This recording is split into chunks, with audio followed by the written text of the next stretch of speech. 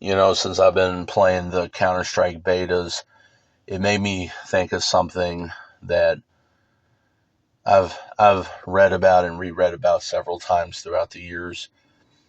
But playing the old betas again made me think about one of those Marfitimus Black videos where he talked about kind of, like unused damage types.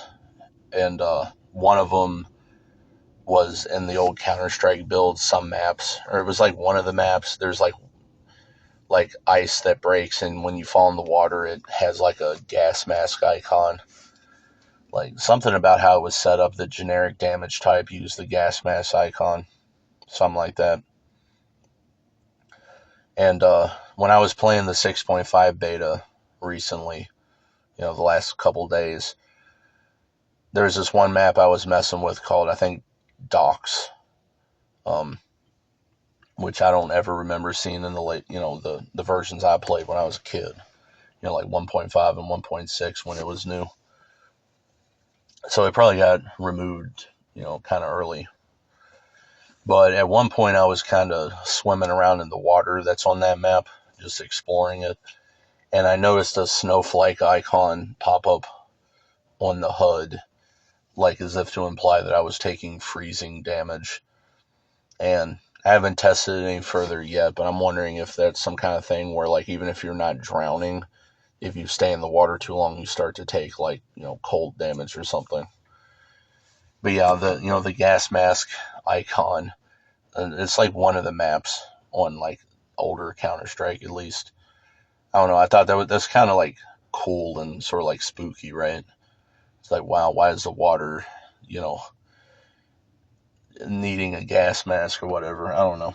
I thought that was pretty interesting. Apparently, it was you know, a, uh, you know, an effect that was cut from the original Half-Life, but the icon was still in the game files, something like that. But it made me think about playing Half-Life for the first time when I was a kid on the PS2. So I'm pretty sure I had it in 2002. I even had the Prima strategy guide.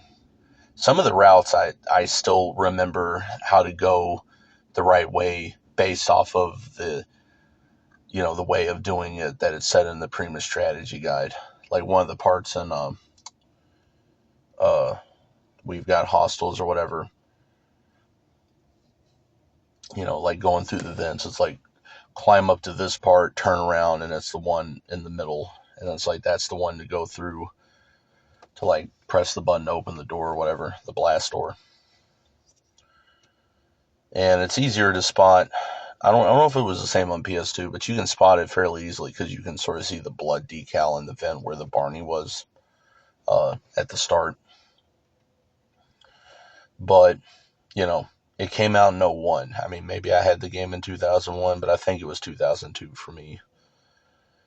But, one of the things I was always fascinated with when I first played it, like you go through the hazard course, and there's a part where you have to go through this thing specifically to demonstrate the different damages that the suit can protect against, and like you'll see the flame icon on the screen and like radiation and this and that.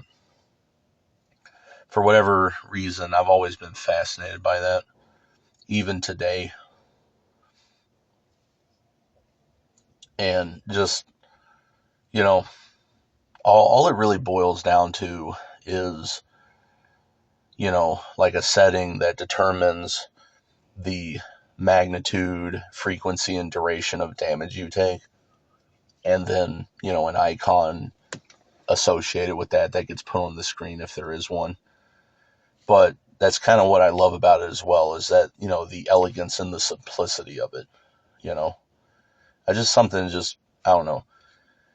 Knowing how stuff works at like a kind of fundamental level, it's like how does the game do this or that, or I don't know, just different shit like that, understanding the mechanics of, the game engine or this or that. It was just always shit that fascinated me. I've always been kind of analytical like that. But, you know, if you were being reductionist or deconstructionist or whatever, you could say, well, it's just, how much damage you're taking for how long or whatever. But it's like, that's what's great about it, is that it's not that hard to add a ton of variety and really amplify the immersion, right? And that's what I love about it. So, like, for an example, if I wanted to add my own sort of damage type, I don't even need to program it into the game. I could use triggers to just define, how much damage the player takes, how frequently, for however long. And there's even ways to set it up to, essentially put an icon on the screen, or at least put something in front of the player to, act as an icon, and even associate sounds with that. And, with very basic level design entities, you can actually create really robust stuff. And I just always thought shit like that was so cool. But it's also part of like why there's just, in my opinion, such a like mystique or mythos or like whatever to, especially a lot of these old video games is, you know, I don't know, there's just something going on with it. It's hard to describe, but I don't know. It's very sort of ethereal. It's like there's more to it than just the game code in a way. And, I say that kind of, half facetiously, but I was looking at some stuff earlier, like, because I'm trying to find mods, it's like put the old Half-Life, or put the old Alex model back. Because, like, the new model, like, all they really changed was they made her hair look less detailed for no reason. But trying to find mods like that, right? Like, make it look vanilla again, mods for the time being. And I've seen this one mod pack or whatever it is on Workshop called something like, every copy of Half-Life 2 is personalized. That's been a meme for a while now. It's one of my favorites. I think it started with Mario 64. But seeing that mod pack name reminded me of a video I saw like the day before, where this dude in the video was showing how supposedly you can see G-Man through one of the windows in, like the start of Ravenholm. And it's sort of like this bullshit where like flat earthers will fake a video to like prove that the government faked a video or something. But unfortunately, in the case of, trolls like that on YouTube, it's pretty easy to debunk that. And the difference, though, so first of all, that particular window that supposedly has G-Man in it is a myth that has been around since the game came out. But when I seen that, I decided to check it again, because this is right where I've started fucking with Half-Life 2 more so than I have in the last couple years, and realized I had this, 20th anniversary update edition that I didn't realize I had. So I thought, well, maybe they put them there in the new version, because it's like, fuck, they're changing everything else, right? And I went to the map and I looked, and, of course, he's not there. I no clip into that room. He's not there. Generally, if there's entities on the map, like G-Man, for example, they will be named specifically that, right? It's like G-Man, Alex, Eli, Mossman, whatever. The NPC will just have that as their entity name. So I used an _fire and then tab completed to try to look for anything starting with a G that referenced G-Man, and there wasn't anything there. So I'm like, okay, I'd say that's pretty well debunked. Now, if I wanted to go all the way, I could just decompile the current BSP and check it and hammer or whatever, and like really confirm it, but I don't need to, and I don't feel like it. Plus, somebody then would probably say, well, the decompilation's not perfect, or, they could say anything. But I always thought shit like that, that kind of like, X posting type of shit. Like 4chan back in the day. Like creepypasta shit. Half-Life 2's got some kind of spooky stuff in it, but, Yeah, I'm pretty sure that's bullshit. But I could also understand why that myth exists.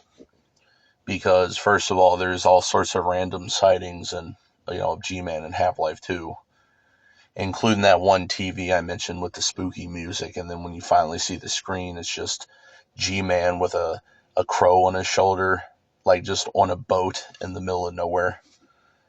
And it's actually right below that. You can just no clip to where he's at. Um, and the caveat on that is, so his entity stuff doesn't show up in the console until you trigger whatever it makes to, whatever it takes to make him spawn. So somebody could say that with Ravenholm, where you just didn't trigger him being put into the level, whatever. But you see him all the time, in sometimes unexpected areas, and it's kind of spooky anyway. And then on top of that, it's Ravenholm. And plus that little room that people claim to see him in. Yeah, it is kind of odd because it's like, so every other wall with this, it's like a wall texture where the window is part of the texture, and it's like, why is this specific part going to be the part where they actually took the time to model with brushwork, the glass being broken, and then that like kind of like little room in there that you can see into for essentially no reason. So, people's minds kind of go wild with that. And it is pretty cool. And I sort of do wish they put them in there, but see, that's what I could do. I mean, they probably spawned them in there with console commands, but I mean, yeah, I could make my own custom version, decompile the level, and just put him in there. So he actually will be there just with regular gameplay. I don't know, I've always loved using Hammer Editor. And just, you can do some pretty complicated looking stuff. Like on the topic of spooky shit I had mentioned before, where I could use trigger look to have something like pop out at you or whatever, if it's supposed to be like a scary, like horror, jump scare thing. Because I had mentioned one of the Did You Know videos about Half-Life 2, talking about like on Root Canal at the start, there's those Metro cops that don't show up if you don't look in the direction. And what's interesting about trigger look is that I'm pretty sure, now I haven't fucked with it in a long time, so this is coming from memory, but I'm pretty sure the way it works is like, you can have the trigger brush itself be the thing that you have to look at to trigger it. But I'm pretty sure you can also define an entity or something else to be the thing that you have to look at. And then on top of that, you can set it so that you have to look at it for a particular amount of time. And if you're pointing it to another entity, it'll only function if you're standing in the trigger. So you could have something that you have to look at it for a particular amount of time to make something happen, but like only if you're looking at it while you're standing in a certain spot. So you can kind of obfuscate what's causing it. Like, because I'm a level designer and I pay attention to like how motherfuckers make levels and whatever. And it might be easy even if you're just a regular player. It's like if you, move forward 1 inch and all of a sudden a trigger happens, or like an event happens, like you can pretty well figure out approximately where the trigger is, right? Or like kind of what's going on. But, I pay a lot of attention to that. But, trigger look, if it does work like that, like I believe, you can do some pretty sophisticated stuff with that. But I've always done stuff like that. One of the first things I made back in 2004 was an entire house made out of funk physboxes.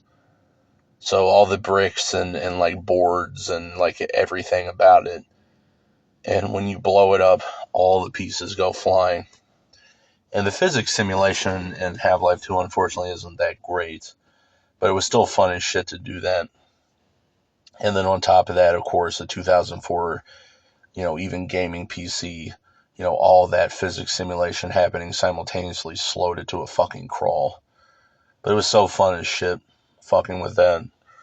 Yeah, entity types, damage types, physics, whatever. I love that.